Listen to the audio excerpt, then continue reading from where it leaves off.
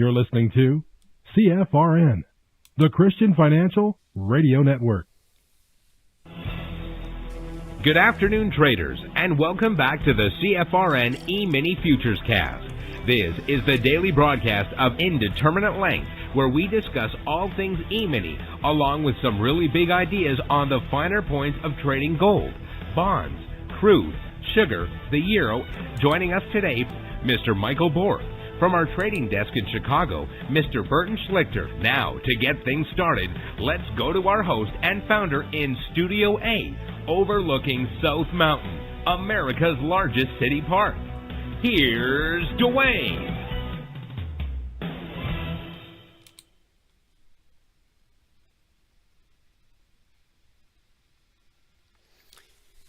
Good afternoon, welcome back. Today is Wednesday, 26th day of February 2025. Thanks so much for joining us. Whoever you are, wherever you are, we're just glad to have you right here, right now. This is our second live broadcast of the day. Our first live broadcast is private. That's our live training room, and it is reserved for members only and those who are taking their 1-week free trial. If you have not taken your 1-week free trial, when Michael joins us in a little bit, he'll walk you through right on the screen, step by step, how to take the trial. It's a piece of cake. We get your indicators up and indicating today. Your trial will officially begin tomorrow.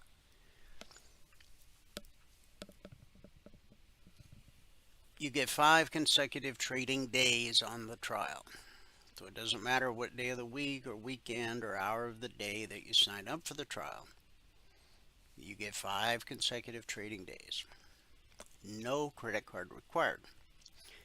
We want you to have a clear head, not worrying about money, so that you can focus on the task at hand, which is learning the strategy, so that at the end of the trial you can make a well-informed, intelligent decision as to whether or not what we do is right for you. Now, when the live training room ends each day at 11:30 a.m. Eastern, we take a 30-minute break and come back for this broadcast, the afternoon broadcast, which is open to the public. Everybody, everywhere on planet Earth with an internet-connected device. There is 2 different ways you can join this afternoon broadcast live. The best way, you only have to do it once. Go to mytradingiq.com. Scroll down to where it says afternoon broadcast. Click the link, fill out the 30-second registration form, and you're done. What will happen going forward is every trading day you'll get an email about an hour before this broadcast starts. In the email you'll find a link. So at 12 noon Eastern, all you have to do is click the link in the email and it'll automatically log you into our platform. The benefit there is you'll have access to the question box, so you can ask questions and participate in the discussion. Of course, there will be times you're out of the office, away from the desktop, but you still want to join live. And there'll be days when you're busy, can't join live, but want to get caught up later. You can do both of those via our YouTube channel, which is very easy to remember. You already know the youtube.com part, right? youtube.com/CFRN. So really, that's all you got to remember. CFRN, the Christian Financial Radio Network. Not only do we broadcast live every trading day on our YouTube channel, but we also archive each and every daily broadcast. Currently, there's over 2,700 daily episodes archived for your educational and viewing pleasure. And thanks to the power of YouTube, it's a great way to see how we've evolved over the years.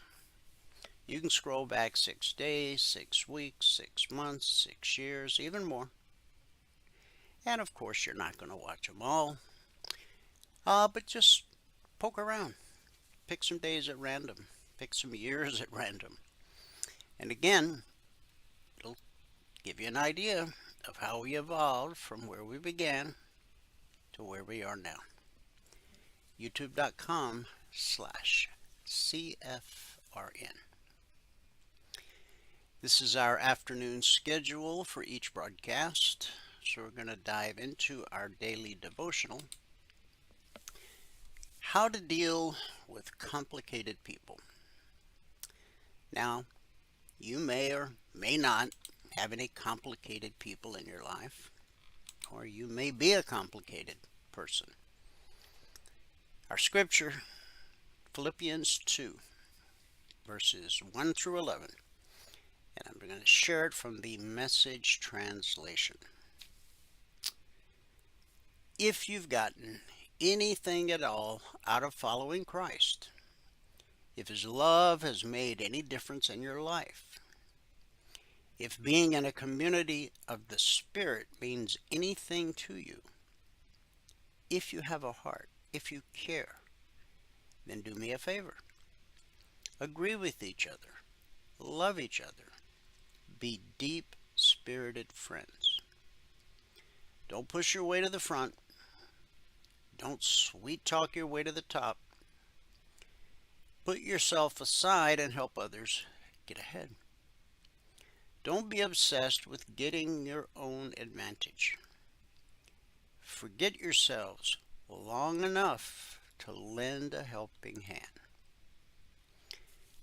Think of yourself the way Christ Jesus thought of Himself. He had equal status with God, but didn't think so much of Himself that He had to cling to the advantages of that status, no matter what. Not at all. When the time came, He set aside the privileges of deity and took on the status of a slave, became human. Having become human, He stayed human. It was an incredibly humbling process. He didn't claim special privileges. Instead, He lived a selfless, obedient life and then died a selfless, obedient death. And the worst kind of death at that, a crucifixion. Because of that obedience, God lifted Him high and honored Him far beyond anyone or anything ever, so that all created beings in heaven and on earth, even those long ago dead and buried, will bow in worship before this Jesus Christ and call out in praise that He is the Master of all, to the glorious honor of God the Father. Now again, that was Philippians 2, 1 through 11 from the Message translation. And what we're talking about is how to deal with complicated people. Day 1, explore your options. What name pops into your brain when you read the term or hear the term complicated people? Maybe it's a family member who knows how to push your buttons and actually seems to enjoy doing it. Or it's a neighbor who plays their stereo so loud you can't sleep at night. And on top of that, they have a terrible taste in music. Or it could be a boss who thinks you have nothing better to do on weekends than text back and forth about what they want you to do on Monday, if not sooner. Complicated people are everywhere. You work with them, live next door to them, go to school with them, and are probably related to at least a few of them. But the complicated person you may often ignore the most is the one looking at you every time you stare in the mirror. If you want to deal effectively with complicated people, start by acknowledging that you're complicated too. That can be a hard pill to swallow. But have no worries. We're all complicated. We all have different paces, preferences, and personalities that can be deemed complicated by somebody else. We all have a smorgasbord of quirks and idiosyncrasies, because to be human is to be messy, and messy turns into complicated very quickly. Today, just like every day, you're going to bump into a few of these prickly, pokey people, and you need to be ready for it. What will you do? One option is to avoid them, but that's not really a sustainable long-term strategy. Another option is to change them, but honestly, that's impossible. We have a hard enough time changing ourselves, much less other people. A third option is to cancel them. That's a lousy strategy. We don't want to be canceled when we mess up, so why should we treat others that way? Here's a better option. Understand them. Try to figure out what they value, what they fear, what they need, what they mean. This is about choosing humility over judgment, curiosity over assumptions, and openness over rejection. That's God's way. And He's been dealing with complicated folks since He created the human race. Jesus told His disciples in Luke 6:37, "Do not judge, and you will not be judged. Do not condemn, and you will not be condemned. Forgive, and you will be forgiven." Treating others with curiosity and understanding is a choice. It's a mindset and attitude you decide to adopt. I love how Paul puts this in Philippians 2:2. Make my joy complete by being like-minded, having the same love, being one in spirit and of one mind. Rather than turning differences into reasons to reject each other, we need to turn them into ways to connect with each other. This starts by asking yourself with humility and curiosity, how can I understand this person better? And we'll talk about this topic for the next 6 days. Let's pray. Heavenly Father, thank you for the love, the comfort, and the encouragement that we have in Christ. Help us to be humble, putting others before ourselves, and to serve with the heart of Jesus. May we follow His example of obedience and selflessness, bringing glory to your name. Let our lives reflect His love and unity, that we may shine as lights in the world. It's in Jesus' name we believe and pray. And everybody said, Amen. Amen and Happy Wednesday. Now, I would like to give you the numbers from around the world.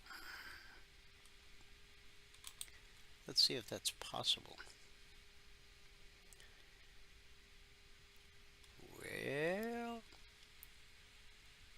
looks like it just might be. Let me bring in some fresh data just to make sure. All right. Here in the U.S., we'll start out with the indices, cash markets. Currently, the Dow is up 137 points. NASDAQ's up 255. That's well over 1.25%. S&P 500 is up 51 points, close to 1%. And the Russell 2000, our man in the street, up 22 points. That's just over 1%. In the commodity basket, crude oil down 2 cents, trading 68.91 last. Gold up $10, trading 29.2880 last. Silver up 44 cents, trading 32.56 last. That's a gain of well over 1.25%. In the Asian markets at the close, the Nikkei dropped 95 points. Shanghai rose 34, and for the Shanghai, that's just over 1%. The Hang Seng gained 753 points, and that's 3.25%. In the European markets at the close, FTSE up 62, the DAX up 383. That's 1.75%. The CAC up 92. That's almost 1.25%. So that gave us a mixed day in Asia. It was a green day for the UK. And so far, it's a big green Radio Wednesday here in the US of A. So instead of turnaround Tuesday, looks like we might be getting a turnaround Wednesday. Let's check out the news.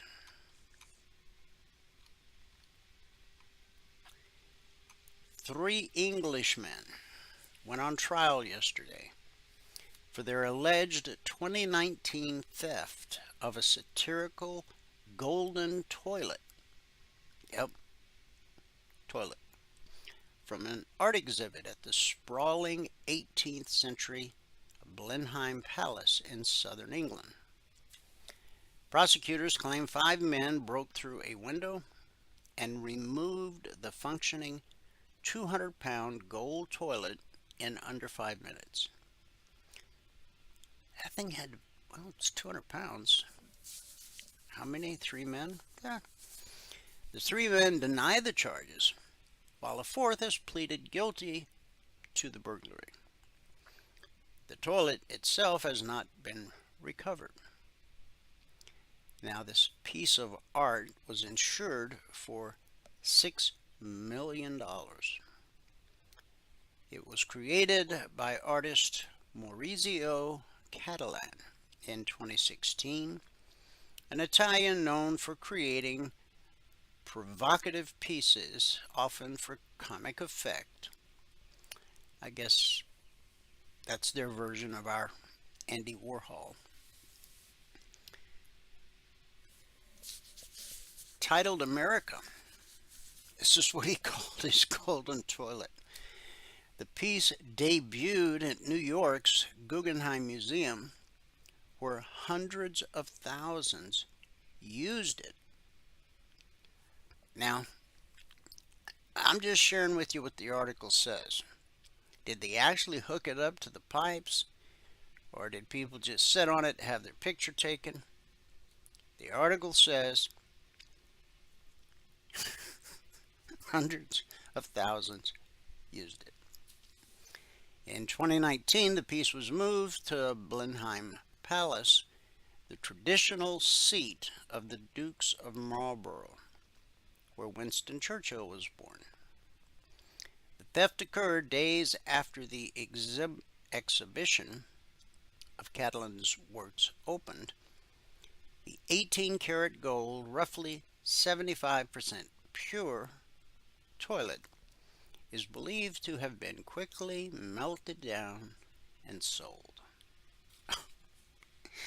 Yeah, it's probably hard to move a golden toilet, a 300-pound, 200-pound gold toilet on the black market. So they just melted it down. Wall Street news. What do we got?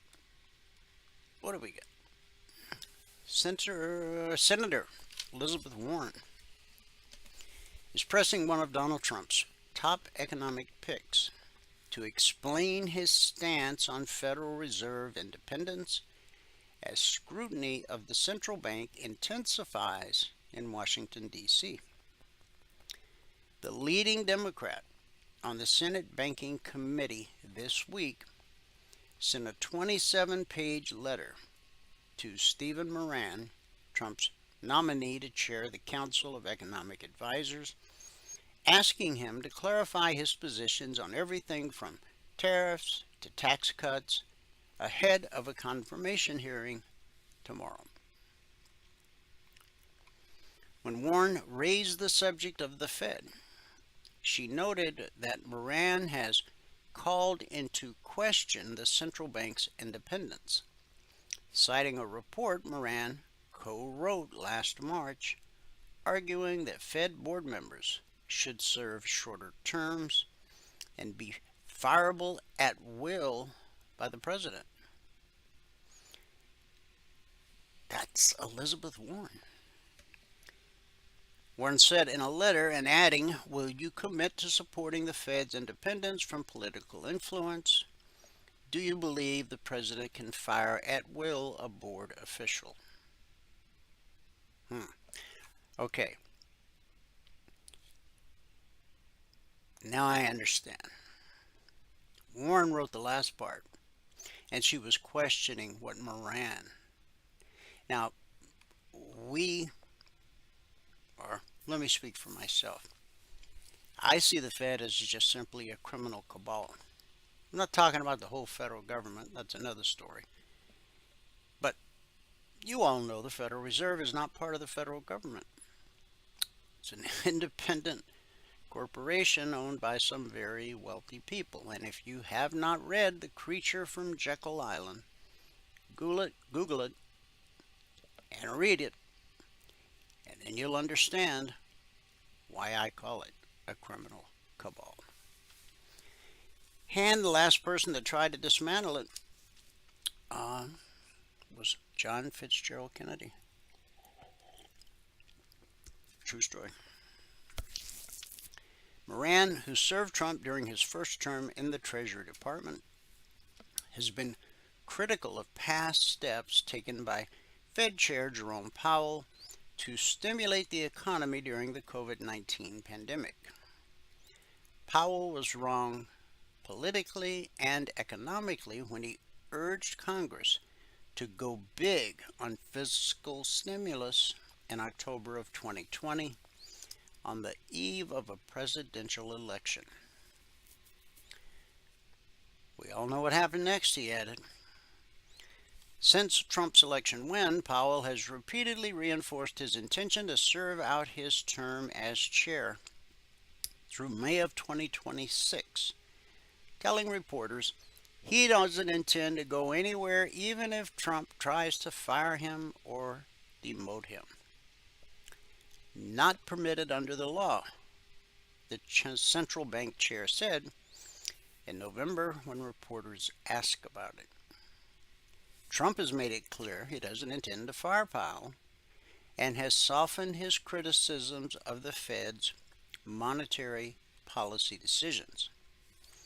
But it's clear the White House does want a closer relationship with the central bank and other independent agencies after issuing a new executive order last week that gives Trump appointees more power over such agencies. The new order makes clear that monetary policy, the direction of interest rates, will remain under the Fed's full control, but that the Fed's oversight of the country's biggest banks will now have a closer connection to the policies and priorities of the White House. There are other signs in Washington that closer scrutiny of the Fed could be in the offing.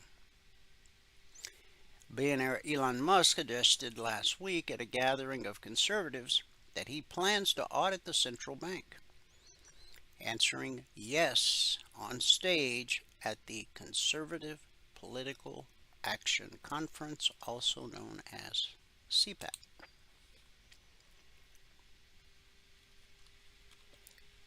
Sales of new U.S. single-family homes fell more than expected in January, as persistently high mortgage rates sidelined potential buyers, the latest indication that housing market activity softened early in the first quarter. New home sales plunged 10.5% to a seasonally adjusted annual rate of 657,000 units last month. The sales pace for December was revised higher to a rate of 734,000 units from the previously reported 698,000. Unseasonably cold weather in some parts of the country likely accounted for some of the decline in sales. Economists polled by Reuters had forecast new home sales, which make up about 15% of U.S. home sales, would slide to a rate of 680,000 units. New home sales are counted at the signing of a contract. The average rate on the popular 30-year fixed-rate mortgage bounced around 7% in December, according to Freddie Mac.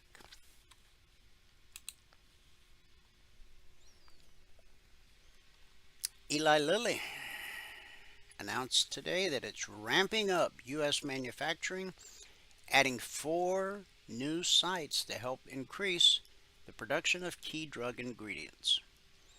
3 of the 4 sites will produce active pharmaceutical ingredients, which are key ingredients in drugs. Lilly did not announce the location of the sites, but noted that it expects to create 3,000 jobs for highly skilled workers upon completion and nearly 10,000 construction jobs during the build-out. This marks a total of about $50 billion in spending since 2020 on building out new capacity. Go Eli. Eli Lilly. Okay, General Motors just received what they wanted only a few weeks back when the automaker posted Q4 results: cash. GM announced today that it was upping its quarterly dividend by 3 cents to 15 cents a share, its first hike since 2023. In addition, the company announced a new $6 billion share repurchase authorization, with $2 billion of that happening relatively soon in the form of a new accelerated share repurchase program. Now, personally, I'm not a fan of companies buying back their own stock.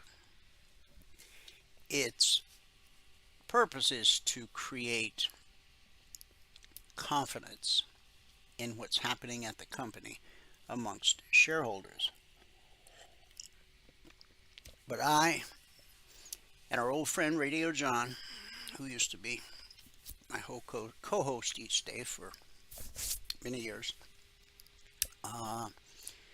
We feel that that money should go into research and development, making a better product. But that's just our opinion, because GM is up $2.53 a share today, or a little over 5%. So it's having the effect they want it to have, increased shareholder confidence. House Republicans have taken the first step to keeping Donald Trump's push for one big, beautiful bill alive this week with a budget resolution that will set parameters of any deal. But the challenge remains of making space for even a sliver of Trump's 17 different tax cut ideas. The House of Representatives sent the resolution to the Senate, and a narrow 217 to 215 vote yesterday, with just one lone Republican voting in opposition. I would hate to be that guy, or lady, whatever the case. House Speaker Mike Johnson faced microscopic margins, caught between deficit hawks on one side and nervous GOP moderates on the other. Both camps seemingly were ready to tank the effort even before it gets fully underway. This is a prayer request, Johnson said on Monday. Just pray this through for us, because it is very high stakes.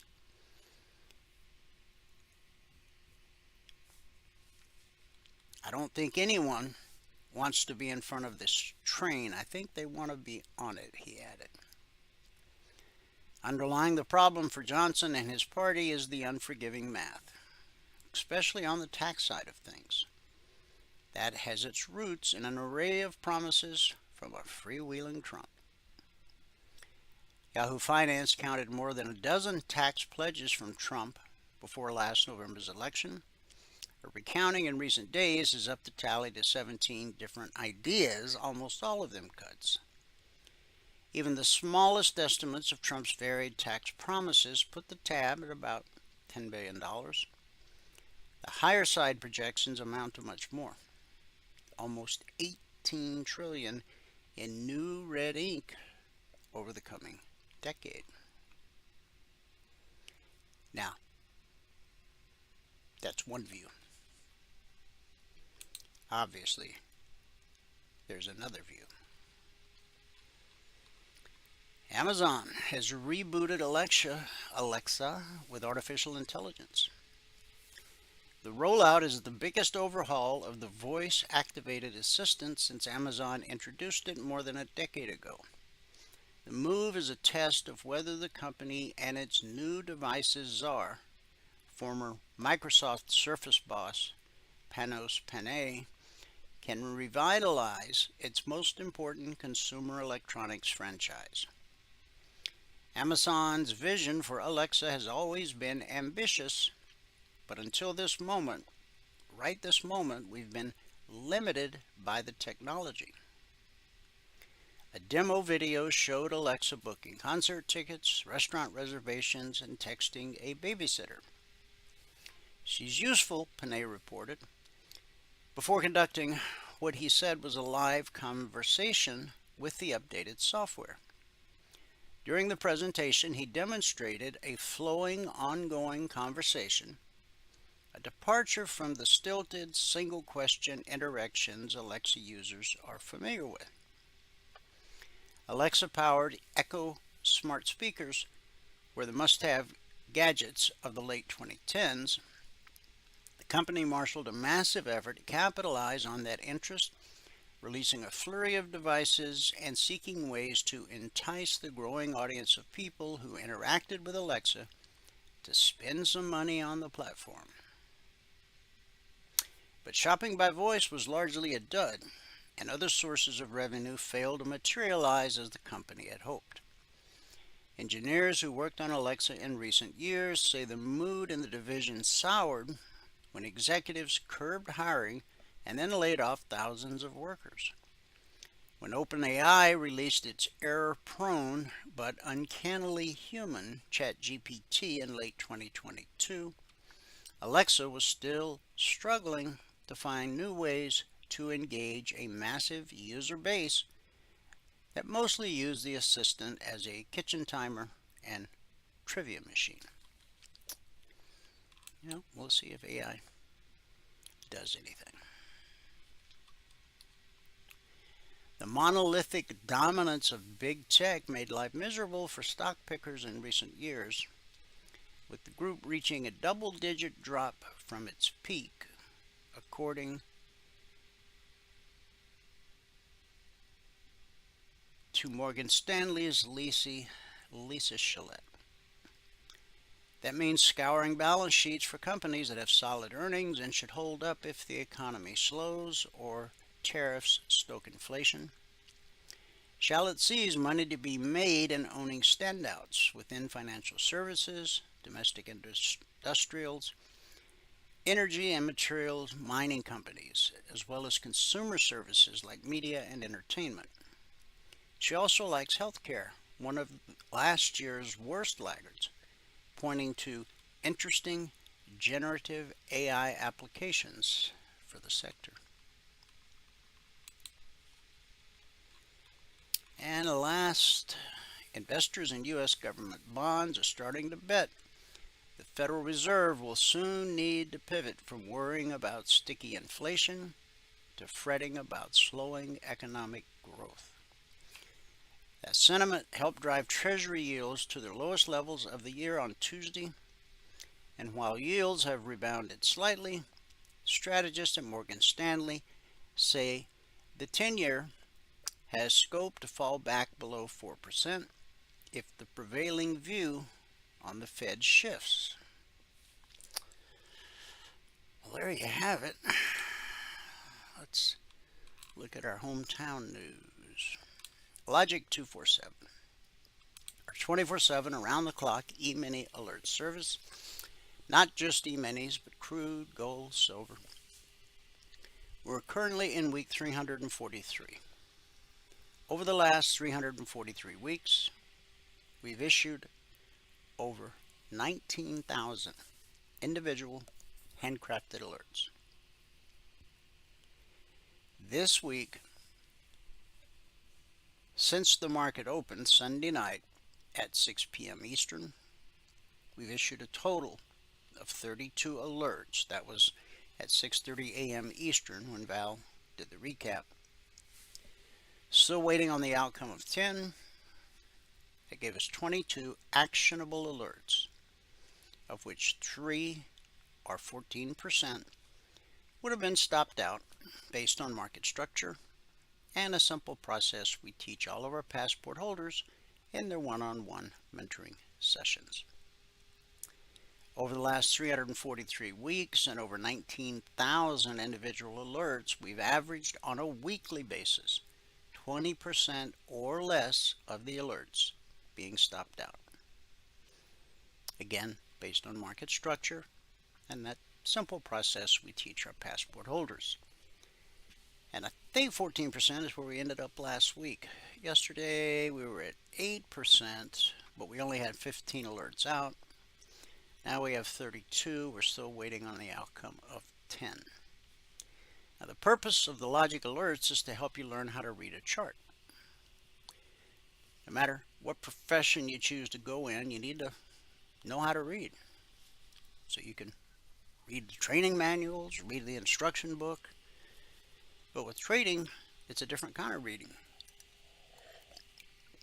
It's understanding how price flows and how that flow affects what may happen next, because nobody knows what's going to happen next in the markets.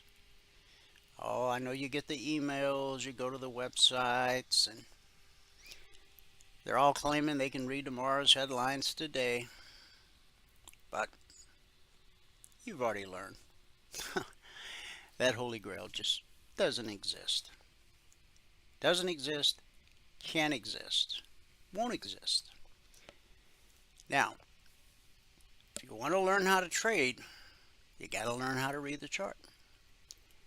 The Logic 247 alerts, while yes, you can trade them, make sure you're using them for the purpose intended, and that is to learn how to read a chart.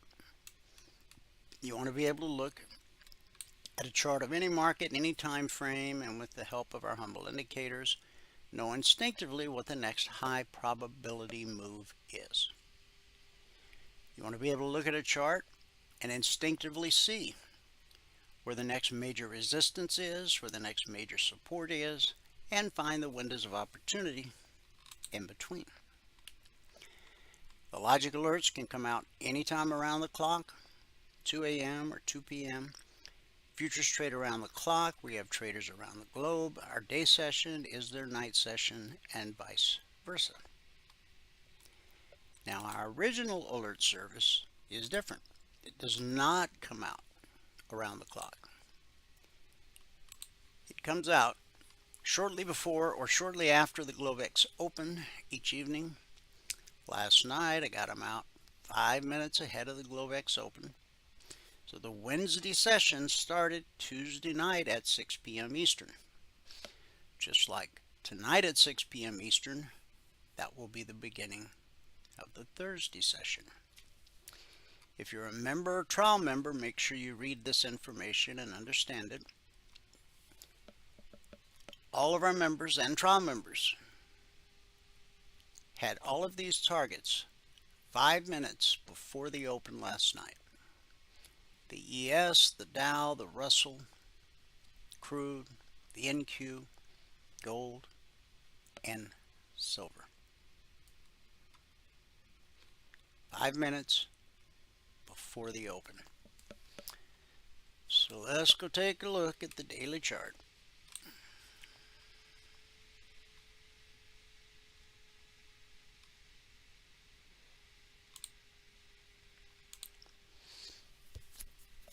Okay, S&P 500 Emini futures.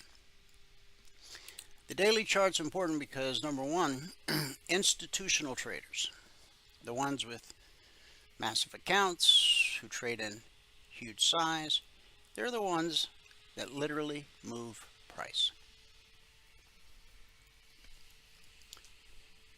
So, whether you trade futures, stocks, crypto, Forex, ETFs, I encourage you to take 2 minutes to look at the daily chart of whatever it is you're about to trade. Not only does it give you the big picture view, it gives you a free look over the shoulder of the deep pockets that move price. And it allows you to identify major areas of support and resistance that you won't see on your smaller time frames. So we've come down through the BBC. We spiked the 24% fib retracement yesterday, but then we closed well above it. And then we made a run at the step line, the black step line, but we didn't quite get there. That's kind of a sign of weakness. Okay, you've got major resistance, potential resistance here at the daily BBC, and at red and falling. Now we're on the verge of getting a bearish cross where the red line gets below the green line.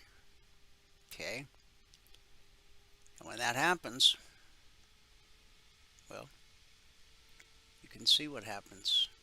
When blue and climbing turns to red and falling, and then you get the bearish cross where the red line crosses below the green line, significantly lower prices.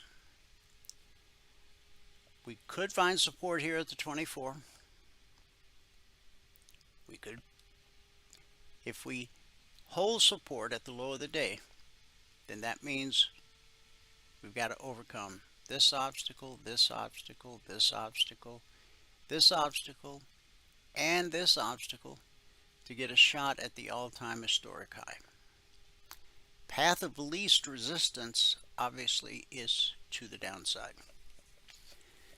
So we'll just have to be patient and see what happens. The 30-minute chart is where all alerts are created.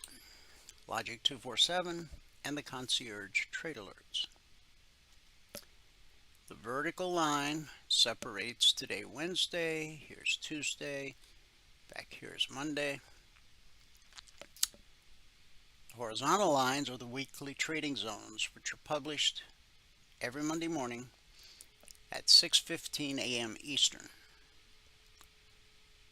since December 14th of 2009, a little over 15 years.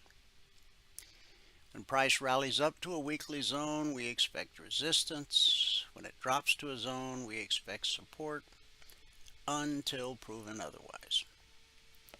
When price encounters a weekly zone, only one of three things happens. 70% of the times consolidation, 20% of the time rejection, 10% of the time the slice. That's when a 30-minute candle slices through a zone like it's not even there. Under normal market conditions, when that happens, price will retrace back to the zone it sliced through and continue in the direction of the slice. Now, this was the opening candle last night, and of course, again, these targets were published 5 minutes ahead of the open. The opening candle ran up almost to the weekly zone. We made it to 59.90 and a quarter, so we came within 3 ticks of hitting the zone, which we would expect to be resistance, okay, until proven otherwise. Resistance sends us to support. The green line's the BBC, stands for bull bear cross. When price crosses below the green line, we're bearish, expecting lower prices.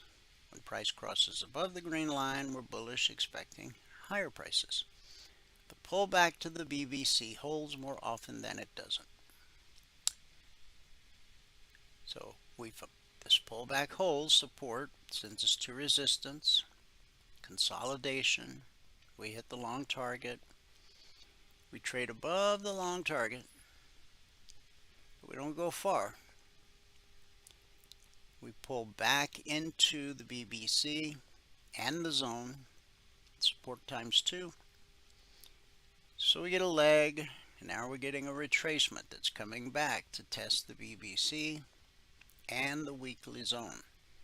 Now these wicks sticking up in the air right here, that's a pretty bearish. Institutional buyers keep trying to turn this thing around. Okay, remember, we've had a huge drop, so it shows that they're trying their best to turn it around, but those wicks sticking up there to show you it's not happening.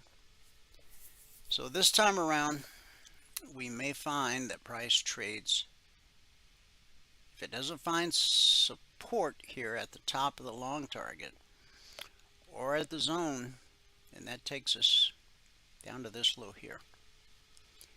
Now this low right here, as you can see, this was a bullish cross where the blue line gets above the green line. When price returned to that area, it became good support on 2 occasions now. The next time, it may trade through that. If so, then there's a potential of us hitting the short target in today's session. The Dow, this was the open last night. We went sideways, we pulled back to the zone held, and ultimately it took us all the way to the long target. Resistance will always send the market looking for support. Now this candle right here, this was the 9:30 opening candle. Okay, we were red all the way down to here. Then buyers came in, and all within 30 minutes managed to close us back above the BBC.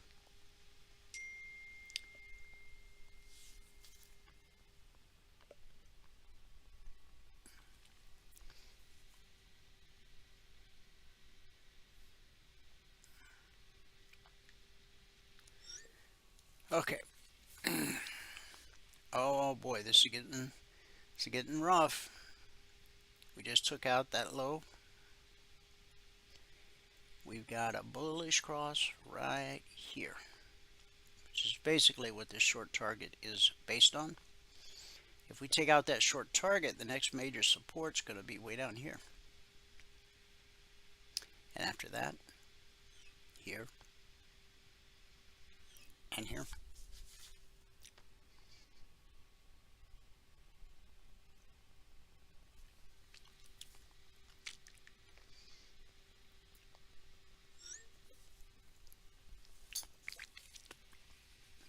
Yeah, we're almost to the short target. Man, this thing, some bad news just come out.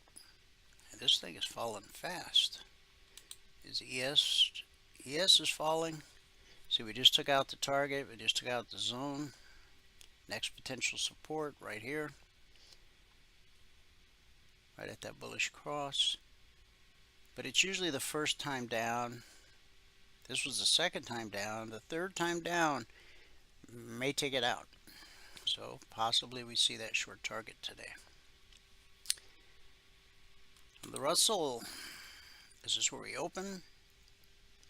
Pull back to the BBC, the pullback held. And then we just kind of consolidated along the BBC to the Wall Street open. And we put in a high at 2306.2. We fail. See, this is 2307.30. So we failed to take out that high. Wednesday, Tuesday, Monday. So this high put in Monday afternoon. We failed to take it out. That in and of itself is a sign of weakness. The step line is now crossed blue and climbing. And so we're pulling back to the BBC. This support right here, you can see, is tied directly to that bullish cross right there. If we take that out, then the zone is potential support, and then we're at the short target. Right where red turned to blue yesterday afternoon.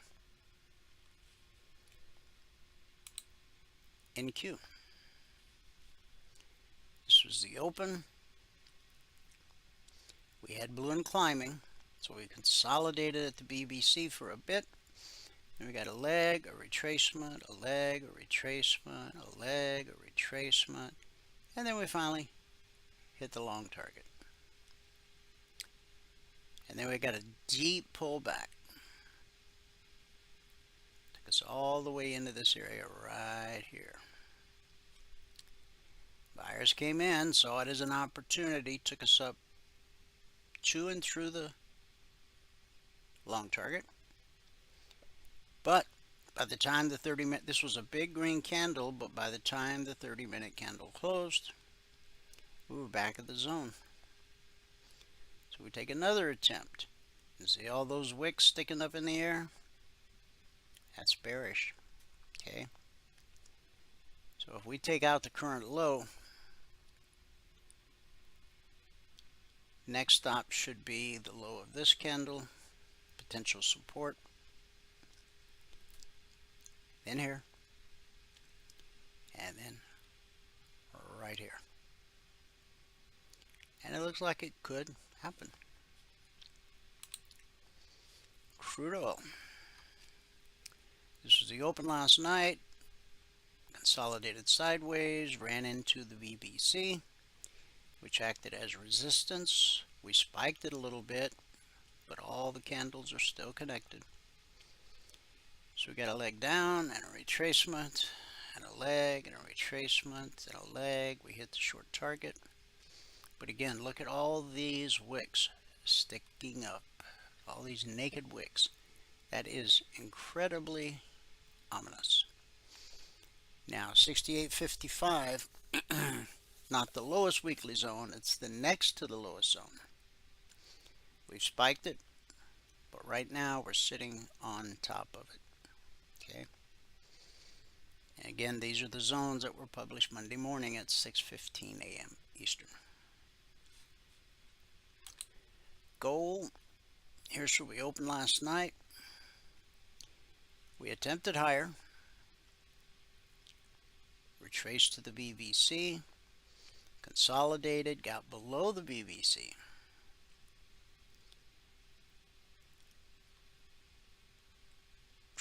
to right here.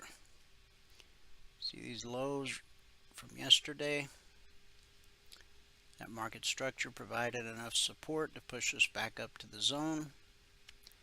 Then we get back below the VBC, we go down, we tag the short target. Buyers come in, push us above the VBC, just shy of the zone. Made it to 32.1, the zone's at 33. And this candle, we're above the VBC, we've got blue and climbing. The big question is, can we overcome this zone? Silver, here's where we open. Just ran sideways, hit the short target, about to hit the long target. Michael's here. He's going to give us a recap of what happened in the live training room this morning. And then we'll do some live trading on the TradingView platform. I'll come back, wrap things up with our good word for the day. Okay. All right. Let me grab things and bring them over here. Here they are. Here we are. Should be good to go. Okay, yep, looks good. All right. Good afternoon, everyone. Today is Wednesday, the 26th day of February 2025. Now, if you have not taken a free trial with us and you want to, go here to mytradingiq.com, click on the purple button right here. When you click that button, you will be sent to this registration page, all right, where all they ask for is your name, your email, and your phone number. You can see there is no credit card requirement for this. Down here at the bottom, let's fill all that stuff out. Down here at the bottom, you need to get TradingView if you want to take the trial and use our charts, all right? And there's no sense taking the trial if you're not going to actually get the charts and use the indicators that we have. So you're going to need TradingView to do that. Give us your TradingView login ID or username, right? To get that, go here to mytradingiq.com. If you don't have one, click on Trading Platforms. And go right down to here where it says TradingView. Click on, well, watch this little video. It's 3 minutes long. And click on this. Once you click on this, it'll bring you to this page. Click on a monthly. The essential is all you need to start out with. You could start out with the free version, but then you end up paying the difference in data. You're gonna need to pay $7 a month for data. The essential is $14.95 a month, but you don't have to pay that at the beginning because they give you a 30-day free trial, I'm pretty sure. And that's all you need to do, right? Get that and give us your login ID. Now the login ID, if you hover over this, you might not have it up here in the left-hand corner. You know, for me, it says login as TV Trades. Yours might be up here in the right-hand corner. Might have the first initial of your last name or something like that in it, the first initial of your ID. Hover over it and see what it says. Whatever it says when you hover over it, it says you're logged in as, that's what we need. Okay. Okay. Now, let's see. Okay. The results. If you're going to read the spreadsheet, you got to read all the CFTC risk disclosures down at the bottom. Today is the 26th day of February 2025. We were up 277 ticks on the NQ, minus 46 on the Russell. The Russell gave us a little run for our money. The gold did too at the end, minus 20 on the gold and plus 63 on the ES. So we killed it on the ES and the NQ, and we didn't do so well with the gold and the Russell. Today it took just 3 minutes and 2 trades to get to the goal for the day. Now we did stop out on our first trade, which was a gold trade. We're minus 10 on the gold trade to start out with, but then we had a plus 75 on the NQ. That got us to 27.50 with 10 contracts in the morning. I mean, when we got the goal. Took a total of 38 trades. So on the month now we're at $20,055 with one contract over 15 trading days, averaging $1,337 per contract per 2-hour trading day. On the year now, we're at $52,232 over 35 trading days, averaging $1,492 per contract per 2-hour trading day. If you were to follow the 24/20 blueprint and quit trading when you get the goal for the day, the goal being just $100, that's to get $100 in this column. Quit trading when you do that. and add one contract per month, or add one contract for every $2,000 that you earn per contract. So far this month, you'd have already switched to add a third contract right now. This number had to get to 4,000 to go to the third contract. All right, and you can see it's up at 47.55, and I believe that means yesterday we could have added a contract 3 days ago. All right, but so you add a second contract when you get $2,000 per contract. All right, so we need to get to $4,000 in that column. And so far, if you did that and did everything just like me, you would have only worked 6.05 hours, and you would have averaged $1,409 per hour for those 6 hours. You'd be at $8,525. You started with one contract, went to 2 in February, $8,525. All right. All right, let's get into the trades. Now, where do we have the least amount of trades? The Russell. Let's start with the Russell. The Russell is where we had the worst results and the least amount of trades. On the Russell, our first trade here was a +3, and then we stopped out on that one. That put us at -22, and then we stopped out on that one.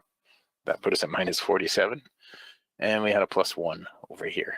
That put us at -46. That was all we did on the Russell. Now, it's not that the Russell was not doing well today, it's just that I wasn't doing well. You know, like right here, I didn't get all the good trades. I'll say that. Right here, there was a really nice trade. Would have made up for that. In here, I'm not sure that I shouldn't have had my stop at break even. I think I did that one right. I didn't think I got a chance on that one. There was another one right in here that would have eventually stopped out too. I guess it just didn't give that many trades. There was one right here that would have been a nice trade, one right here that I did get one tick on. Then you get into the break. There was one right there that was a nice trade, one right here that was a nice trade, one right here that was a nice trade. Actually, that wasn't so nice. Yeah, it was. I mean, you would have gotten into the open of this bar. You had all that right there. Good 20 ticks right there. So it did give some opportunity today. I just got a couple of stop outs, and that happens. All right. Now I'll do gold next because that was the next largest number of trades. The largest number of trades we had was on the ES, and we're back and forth on the ES a little bit until we really got going with it. But this is the gold. So our first trade of the morning, we stopped out right here on gold. All right, this one right here, I made it orange. Wow, that was really big. It wasn't that big when I made it this morning, but on the first trade, okay, I see why I did it. I started out on the wrong time frame. I started out on 19 range with a stop for a 10 range, for a 7 range. So I did stop out on the first trade. It was in here somewhere on the 19 range. And that was why I had an orange, because I made a mistake. So I had -10 on the first trade. And then the next trade, we had to break even. And there were some really nice trades in here. I just didn't get them. Okay, some really nice trades. You see all these vertical teal lines. I think that's what that color is. I got one tick right here to bring me to -9. Then I had nothing through there. I got a +10 there to get me to +1. And then I stopped out again. I had to break even. I stopped out again there to get me back to -9. And then I stopped out again here to get me to minus. I messed that one up even worse. I ended up with -11 on that one. So I was at -20 after that. And that was all that I did with the gold. Looking through here, there was a decent trade right here, right after I stopped. Decent trade there, there, there, there, there, there. This one here would have stopped you out, and that was it. So out of all those trades during the break right there, there are probably about 6 of them. One of them would have stopped out. Now, let's do the NQ, because we didn't have that many trades on the NQ, and then we'll do the ES last because we had the majority of the trades on the ES. Okay, I'll bring up the question box in case anybody asked any questions, because I didn't have it up. All right, Hal. Okay, that was to Dwayne. He was thinking Dwayne. All right, on the NQ, let's go back to the beginning.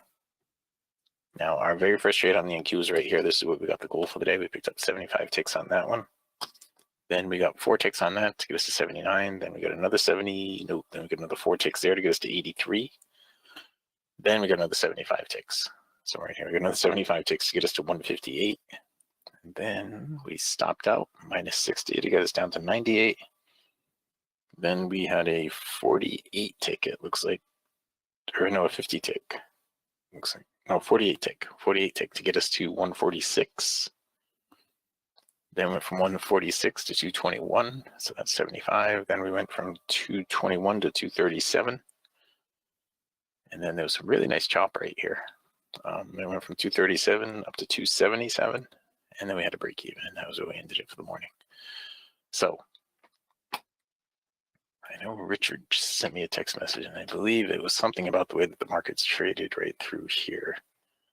It heads up on the 31. Okay. He was just saying how much he loved it. All right. So in here during this period where it was kind of choppy and then it got to grinding down right here, you can see that there were some really nice entries using the optimum trigger, but just using the divergence or trading with the trend, either one of those, being aggressive with the trend or being conservative with the trend. What happened there? Being aggressive or conservative with the trend, either one of those. And everything's got to load back up here. Would have done well. All right. There was a short right here. There was an aggressive long right here that wouldn't have worked out. There was a short right here that would have been okay, would have been a break even. A short right in here that would have been a break even. A long right in here that would have eventually worked out. A short here that would have worked out well. Another short here that would have worked out well. A long right here that would have been break even. A long right here that would have stopped you out. A short right here that worked out very well, gotten it right back. A short right here. I don't know if that went enough to get it to break even. 36.50 would have to go down to 32.50, and it went down to 31, so that would have been a break even. This right here would have been a stop out. You could have gotten most of it back on that one. That would have been a break even. This would have been a nice 75 tick. And this right here was just enough to get to break even. This would have been a stop out. This right here would have worked out. It would have taken some time. This right here would have been break even. And this right now would have been break even on that part right there. Went 29 ticks into profit. This went 21 ticks into profit. This one over here only went 8 ticks into profit. So that's when it would have been a stop out of it.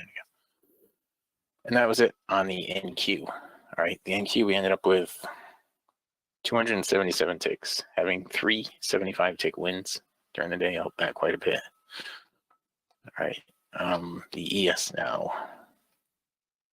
We had a bunch of trades on the ES, and look, we had 2 nice choppy periods right in there I highlighted. But on the ES, we started out here, our very first trade on the ES was here. We had 2 ticks on the first trade, then a break even, then 8 ticks on the trade after that, got us to 10. And I stopped out on this one. Now, the reason I have an orange one there is so that I can tell you that I messed that trade up. All right. I had a horrible entry on it, and I ended up stopping out on it. If I had the right entry on that trade, I would have been right here at the open of that bar, and it went 7 ticks into profit. I would have had my stop at break even, but I messed that one up and ended up stopping out because my entry was like down here somewhere. So that was the ES. Okay, at that point we were up to, we were down to 0. And then right here we had a nice trade, 16 ticks. Then I stopped out on this one. Again, I made a mistake. I missed a trade in here too. There's a trade where I went from 16 up to 28. And then I stopped out on this one, and it brought me down to 18. And then I had that one that brought me from 18 up to 32. And then I stopped out again, and that brought me down to 22. And then right here, I had a 4-tick gain to get me to 26. Then the next one was a 5-tick. We had a couple of break evens. And this, I was talking about the chop that we're in here and how I was able to trade back and forth in the chop and how it was a nice chop. That's why I highlighted it like that. We went from 26 up to 31. We went from 31 up to 29 and 39, then 39 to 40, then 40 to 48, then 48 to 60, then 60 to 61, and finally 61 to 63. And that was at the end of the session. Okay, so there were a few more trades right there in that chop, and that one gave 7 ticks plus. This one gave 4 ticks. Not really plus, it just gave 4 ticks. So that would have been 7 ticks plus. This would have been a break even. This gave 7 ticks plus, right? Then it broke out of the chop, and right here, it gave another one right here. Obviously, you can see that, and here, the black was running with it there, so that wasn't a valid trade in there. But that was a lot of trades on the yes this morning. A lot of trades. At 10:20 on the yes, did I go long there at 10:20 on the yes? Let me see, Val. Yeah. 10:20 right here. I think I did, Hal, and I messed that one up. I stopped out on it, but I did go long right in here. Okay. I don't know how. When I messed it up, I probably had a bad entry on it because it should have gone to break even. It went enough to get the stop to break even, and I think I got in after. It went just enough to get the stop to break even, but I did go long and I stopped out on that one.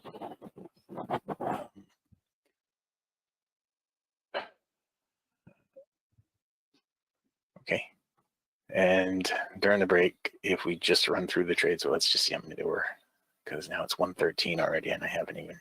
Yeah, there are a whole bunch of trades here during the break.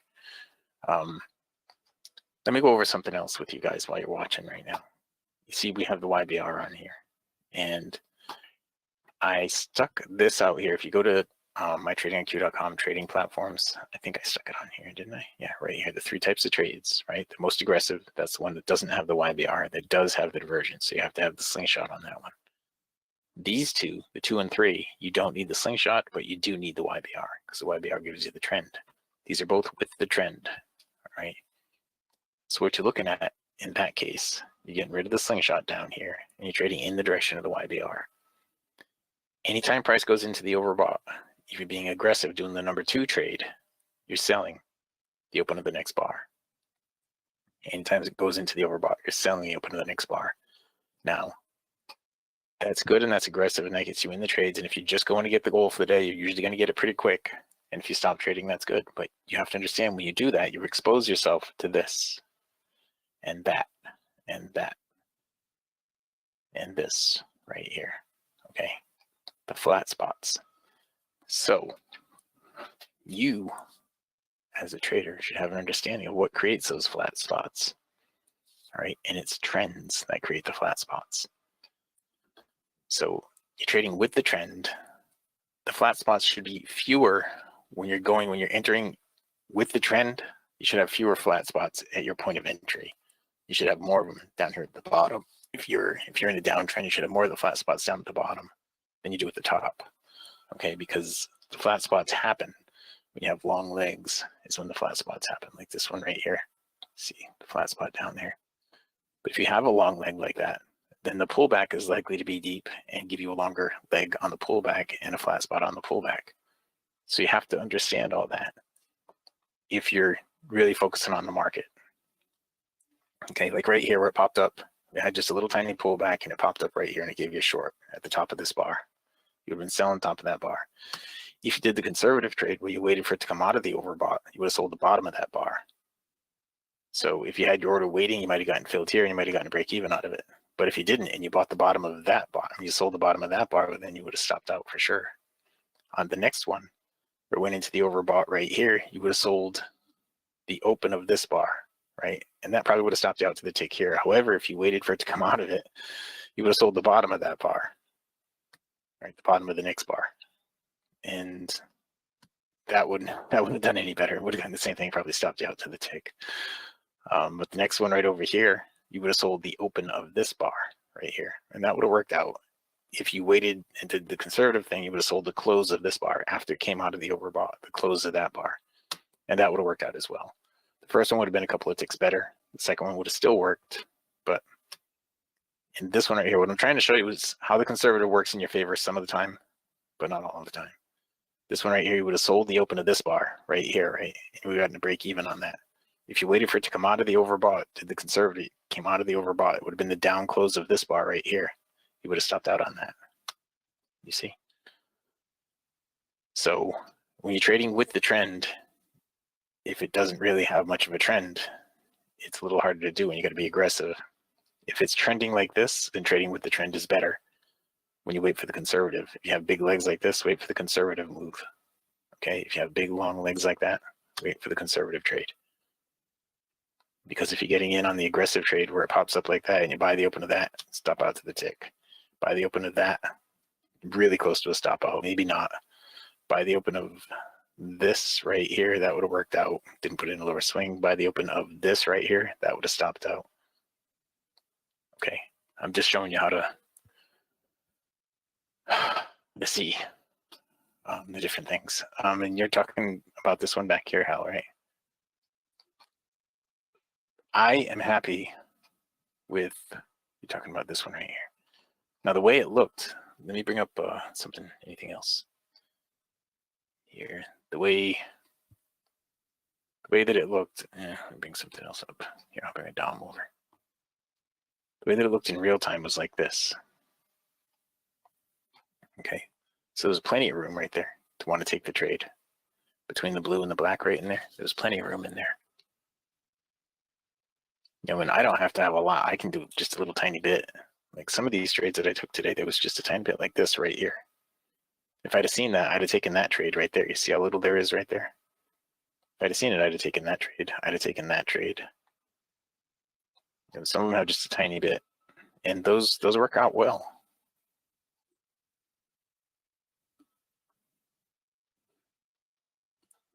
Okay. You've been looking, well, I mean, that's okay. If that's what you want to use, if that's your edge and that's doing well for you, then do that. Okay. I mean, mathematically, it means that this, the black one, the slingshot, has not been pulled in the same direction as that. So it's showing different things mathematically. You know, it's a complete different formula to get those two. But you can see that they give similar signals. They overlap quite a bit. But I would have shorted this. I would have shorted that. I did short that. And if I was watching, I would have shorted that too.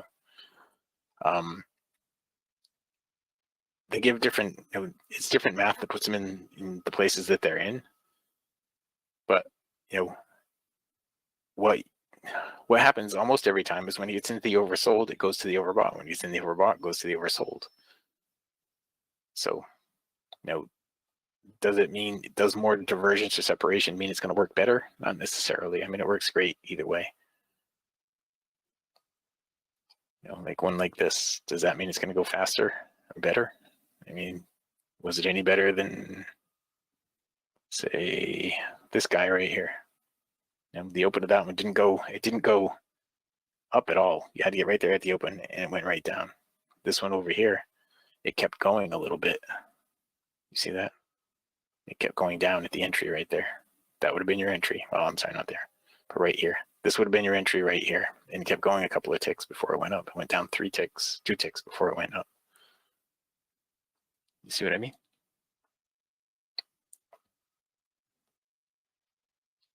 Okay.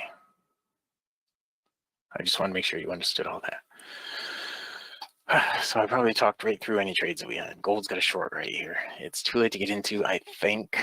Maybe not. It hasn't gone 4 ticks into profit. 31.5, and it's got a low right there. So I shorted right here, 31.5 on the gold. Okay, now it's got to go 4 ticks into profit. Now my stop is not right. I had the wrong bracket on all morning for this. My stop is in the wrong place. It's going to be here at 32.5. Okay, and there it is. Stop going to break even right now. So it went 4 ticks into profit with a 7 range. It's only got to do that. It's only got to go 4 ticks into profit to bump the stop to break even. You can see it just took me out of break even. Okay, so that was a valid trade right there. The whole thing from start to finish. I just did the whole thing right there. There's another one right here on the ES right now. Now that one looks like it might have gone. No, it didn't. The ES is still a valid trade. Now, what is it trying to do? That's what you got to ask yourself. What is ES trying to do? All right, that's what I ask myself anyway. You don't have to ask yourself that, but that's what I ask myself. What is it trying to do? It's done 100% retracement right here. It made this leg down. While it was in a downtrend, it made this leg down and it found support right here. So it's retracing a bigger leg. It's going to stop me out. It's retracing a bigger leg right here is what it's trying to do. Let me blow it up and I'll show you what I mean. Okay, it did just stop me out. This whole leg right here is what it's retracing. And that's what it just did. I really got to fix this thing. I got to figure out what the settings are on my other one, because the settings on my other one look much better. Visual area, saying globally settings, trend line, extend lines, right? I think these numbers are all different. I'll have to go check that out. But anyway, what I was trying to show you was not that. Was the amount of retracement that we had right here. Now the green line right here is the 50%. So it did a 50% retracement, and it found resistance there and it pushed down, but it didn't find, it found support right here after the push down. So it's probably going to do 100% retracement and work itself all the way back up here is what it's going to do. So from the trade perspective that we just had, we had this short right here, right? And it did go down a little bit from where I entered, but the actual entry should have been right here at the open of that bar and didn't go down at all. It would have just been a straight stop out. It stopped me out anyway. But you see, what I'm looking for right now is for it to get up to here. And if it gets up to there and it gives us an opportunity to short, well, we'd probably take it. But if it pulls back right now and gives us an opportunity to go long, this is what I would think would be the target right up here. Okay, and if you look in the DOM, see these numbers right up here, 89.50, 89.75. Where's the top? Right there, 85.75. Okay, is there anything right there at 85.75 right here? Not really, a little bit beyond it. So is there anything at 89? You have to look further left for that. Okay, nothing there.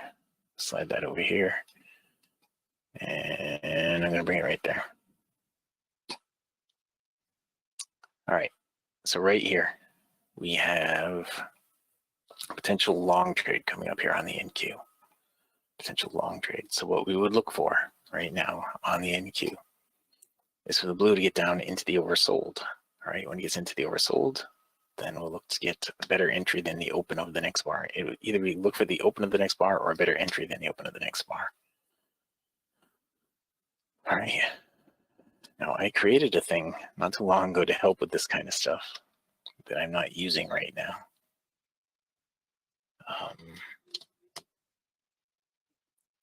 I forgot where I put it. I think I stuck it inside TV trades.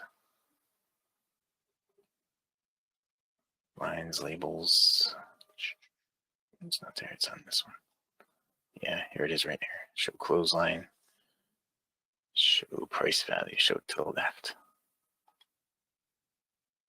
Okay. Now it's going to figure that out. But what it should do is show us where this bar closes. That's when that bar closed. But the next one, when the next bar closes, it'll show us where that is. So you have an idea of where you should be looking to enter. Okay.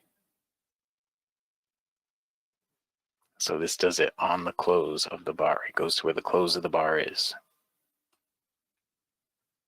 There it is right there. Okay, so you'd be looking to enter on or below that level right there.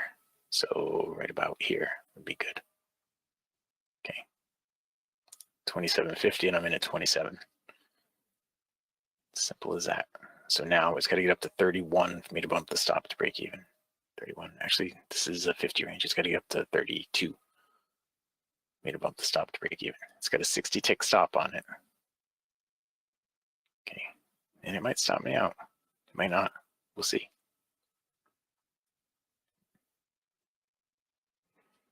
But my entry was in the right place. So if it stops me out, it stops me out. Okay. Did you see how much separation we had on that one, Hal? When the entry point was there, we had 50 of separation, or 100, actually 100. It was like from 0 down to minus 100 of separation. So now we just wait. Wait for it to give us the up close.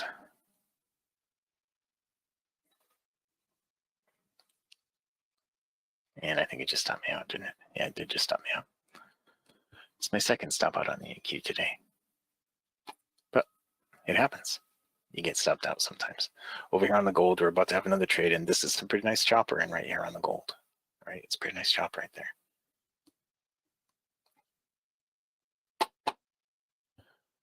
Time is it? 1:27. 1:27.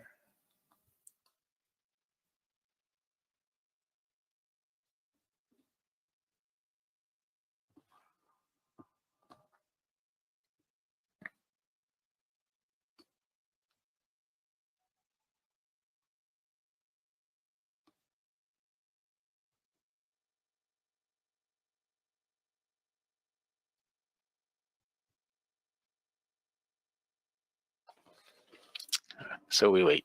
We have 2.5 minutes left, or just about 2 minutes, and we'll wait for the next trade setup. It looks like gold will probably be the next one that sets up for us, and it didn't. It was a down close instead of an up close, so it didn't set up. So we just have to wait a minute here and see what happens next.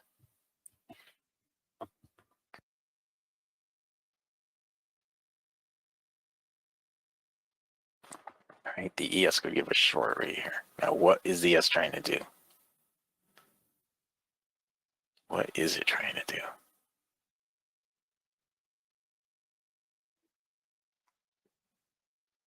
It's a second leg down on this move, but you see how this kind of went up and then down and down? It's wide-ranging chop. This is the worst kind of chop right here. And it's fine because I'm doing a webinar about this later today. This is the worst kind of chop right here.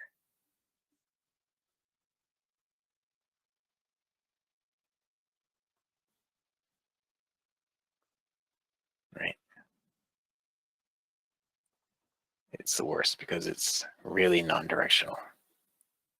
You know, chop doesn't necessarily have a direction, but you can manage the trade better if you have an idea of where the support and resistance are going to stay. Like right here, I mean, you have no idea. It just broke out the bottom of this. Is it going to stay down below there? You don't know. So this is kind of the worst. The best kind of chop is channel chop, which we had right through here and which we had in all those other spots that I'd highlighted earlier back here. That's the best kind of chop. Triangle chop is the next best. And bugle chop is what I call that. That is the worst. All right. So, questions? Anybody? Anyone? Questions?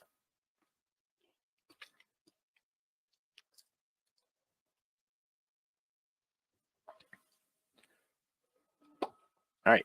Well, we ran out of time. It's 1:30.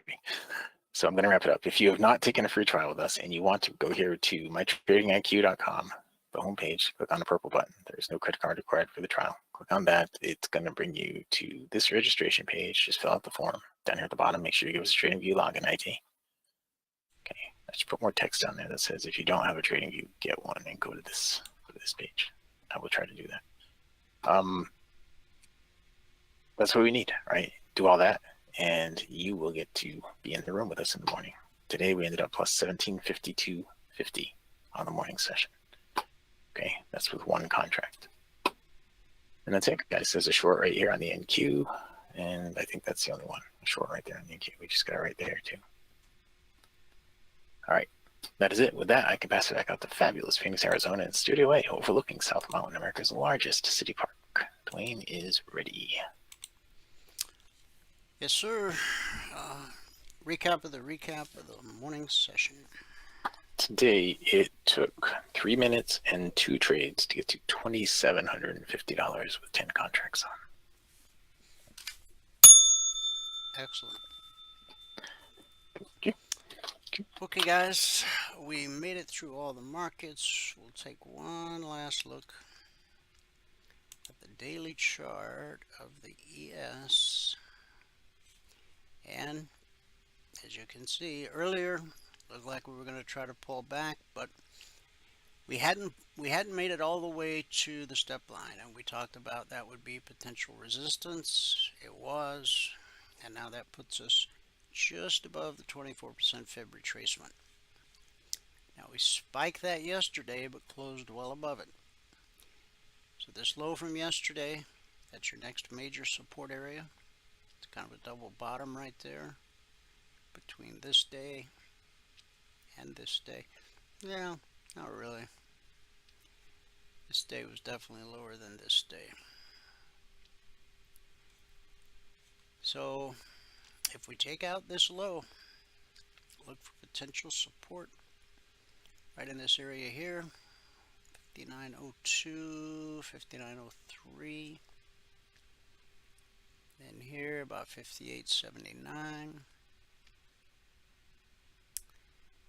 58.45. Then you're at the 38% fib extension.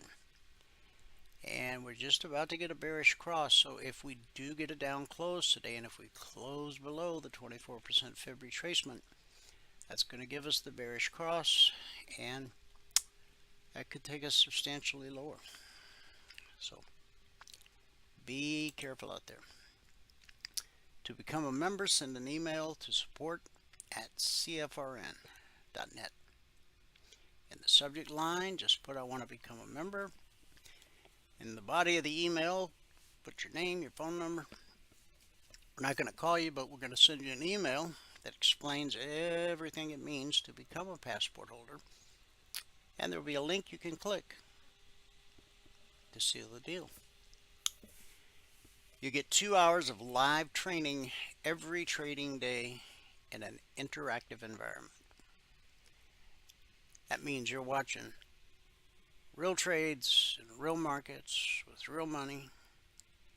You're trading along in your demo account so you can qualify to go live. You got to learn the strategy.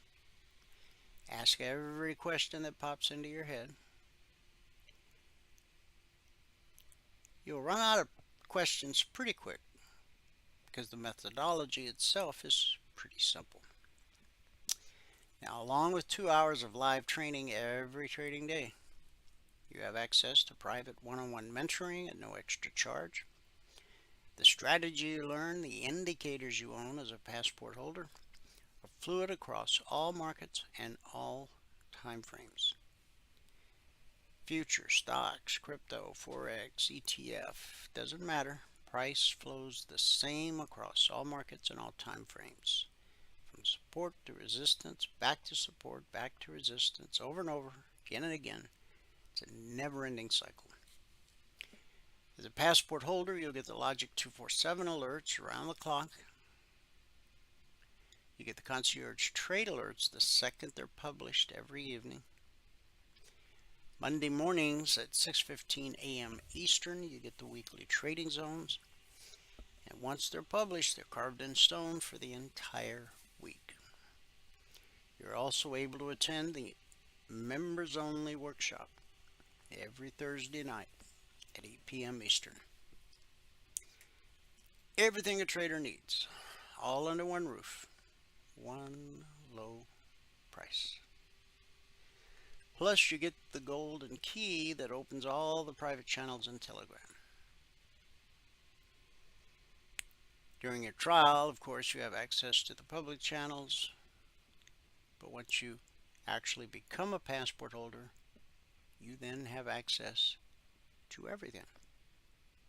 Just send the email to support@cfrn.net. Okay, let's wrap it up with our good word for the day.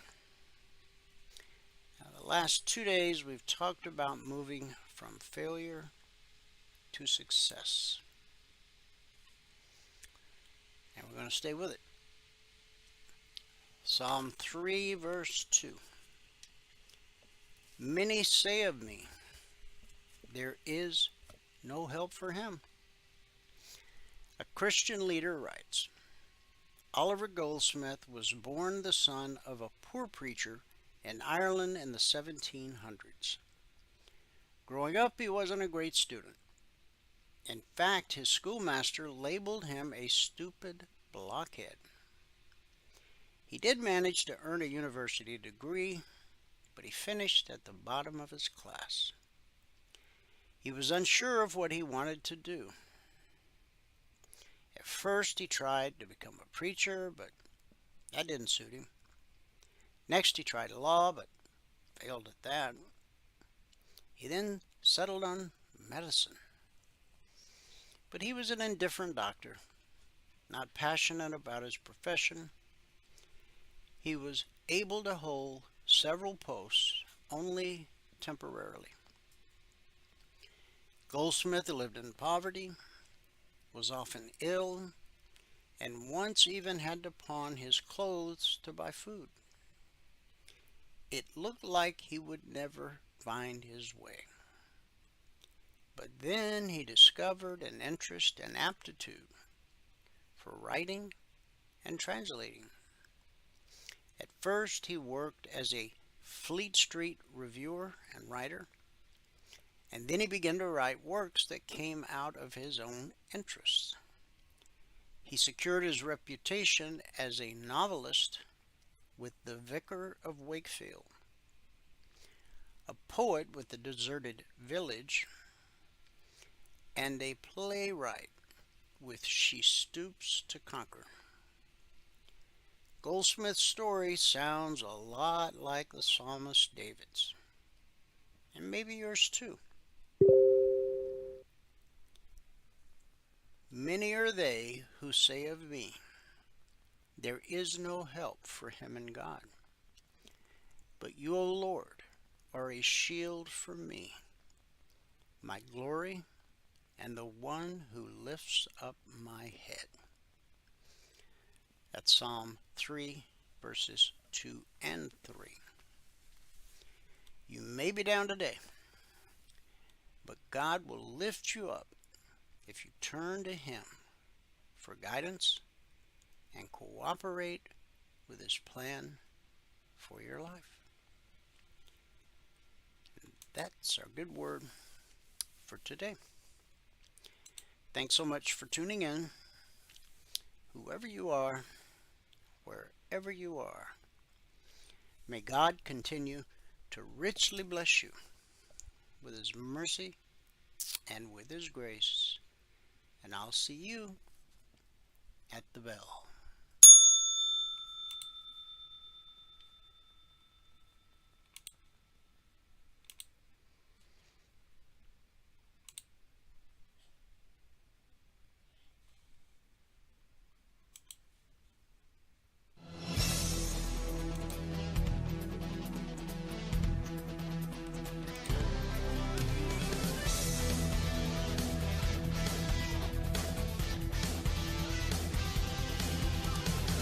Remember this, there is no greater return on investment than to see a human life changed and given hope. As always, pray hard and trade safe. Any financial information discussed on this show is simply the opinion of our host, Dwayne Reeves, his co-hosts, and guests. To learn more about trading E-mini futures or to take a 1-week free trial in our live trading room, call 1-866-928-3310. 866-928-3310. Information discussed on this radio program should not be construed as a recommendation to buy or sell any security. Always do your own due diligence and consult with a licensed securities broker or financial planner before making any investment decision.